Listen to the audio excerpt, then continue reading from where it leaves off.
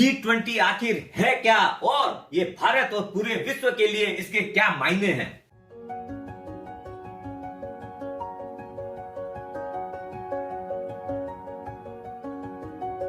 सुप्रभात दोस्तों, आप सभी का एसके हेल्थ एंड वेल्थ में स्वागत है। दोस्तों, ये जो G20 की समिट जो होनी है, ये भारत के लिए क्या मायने रखती है और इसमें क्या क्या बेनिफिट हो सकते हैं और ये अपने लिए क्यों इतनी महत्वपूर्ण है, क्या इसमें ऐसी प्रेस्टीज जुड़ी हुई है जिससे इतना मीडिया के अंदर हाहाकार हो रहा है।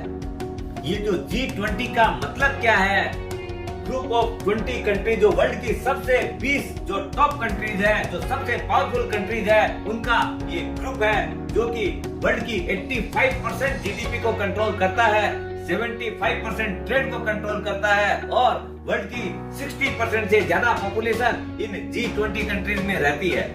इसके अंदर और एक बहुत बड़ी नोटेबल चीज है, G20 के अंदर जो वर्ल्ड के सबसे टॉप लीडर्स हैं, जो पॉलिटिकल वर्ल्ड को कंट्रोल करते हैं, अपना जो भी वर्ल्ड की ऑर्गेनाइजेशन है, टॉप से टॉप यूएनओ बोलिए, वर्ल्ड बैंक है, आईएमएफ है, WTO, सारे इन G20 के द्वारा ही कंट्रोल होते हैं। इसकी लीडरशिप इंडिया कर रही है।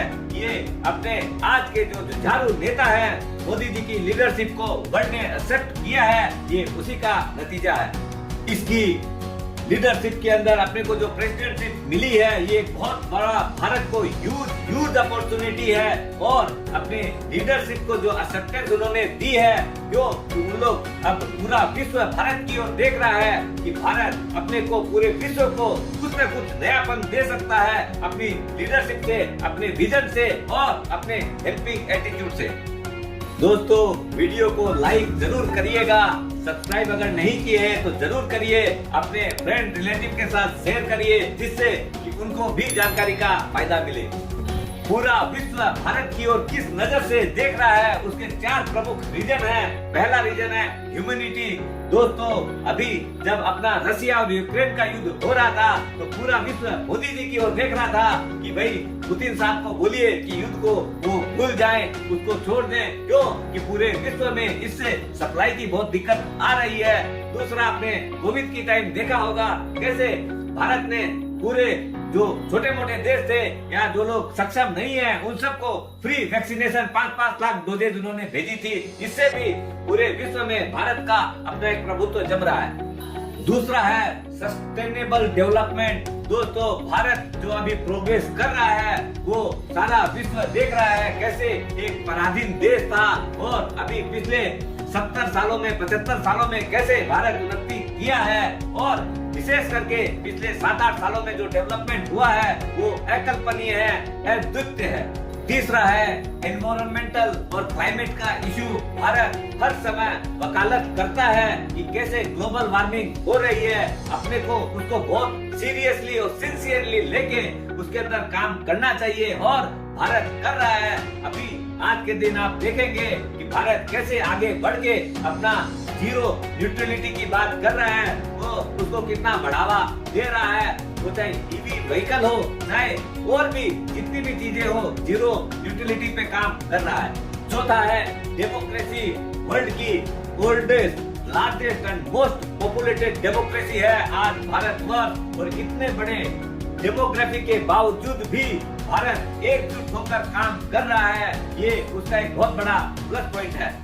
अभी इंडिया करंटली वर्ल्ड की 5th लार्जेस्ट इकोनॉमी है और बहुत शॉर्टली 3rd लार्जेस्ट इकोनॉमी बनने जा रही है। इसका भी बहुत तगड़ा असर वर्ल्ड के ऊपर आ रहा है और भी सबसे बड़ी और भी कई चीजें हैं जो कि महत्वपूर्ण पॉइंट्स हैं, जो कि G20 से इंडिया को भी हेल्प मिलने वाली है और पूरा वर्ल्ड उसके लिए देख रहा है कि कैसे भारत उसको और आगे बढ़ा के उन लोग को भी और डेवलप कर सकता है।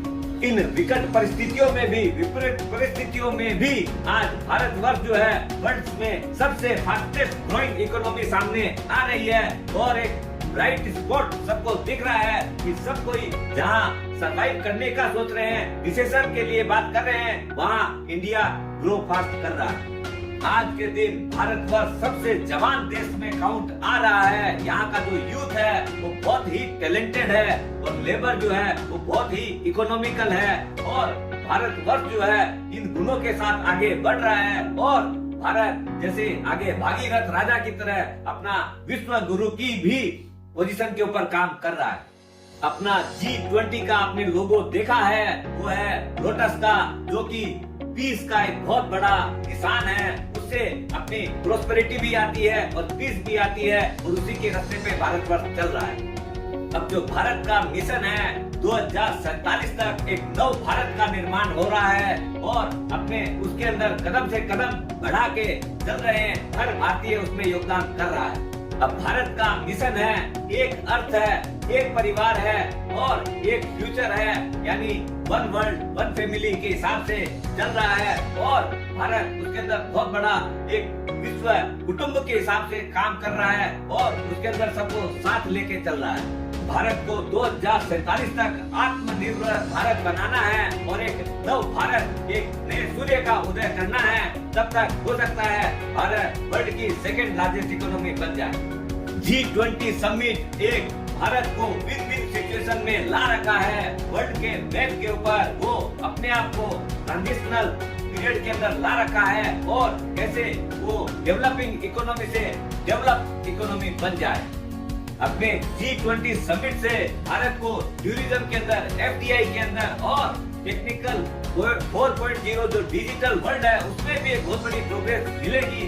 अपना अभी चाइना के अगेंस्ट में जो एक माहौल बना हुआ है पूरे विश्व के अंदर, उसका भी बेनिफिट इंडिया को और अच्छे से मिलेगा। ऑलरेडी आपने देखा है विश्व की टॉप कंपनियां जो है, एप्पल हो, सैमसंग हो, और भी बहुत सारे कारखाने यहाँ पर इंडिया में लग रहे हैं। उससे अपना इंफ्रा का, लेबर का, सबका बहुत बड़ा योगदान होगा, और अपने सबकी पर कैपिटा GDP इनकम भी बढ़ेगी। अपने जितनी इनकम बढ़ेगी उतना ही ज्यादा खर्च करेंगे। अपनी इकोनॉमी जो है इसलिए भी क्योंकि सेल्फ रिलायंट इकोनॉमी है, अपने दूसरे लोगों पर उतने डिपेंडेंट नहीं है, अपना सेल्फ कंजम्पशन बहुत बढ़ रहा है। दोस्तों, स्वस्थ रहो, मस्त रहो और अपने आत्मनिर्भर भारत को प्रणाम करो।